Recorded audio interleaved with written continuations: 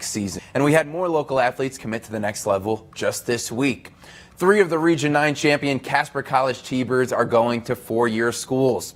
First is the fun-loving shooting guard Kieron Goodwin, you see right here. He's going to Winona State in Minnesota.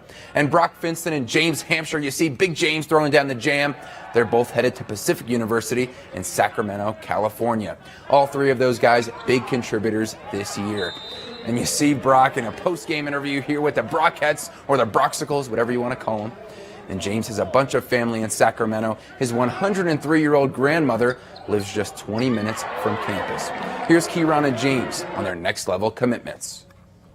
It was a lot of emotions, excitement, relief, just happiness, everything put together, because it's like everything I've been working hard for. It's really awesome to play with Brock because, as you saw watching this year, we definitely have on-court chemistry, and I can't wait. Like I just want next season to start already.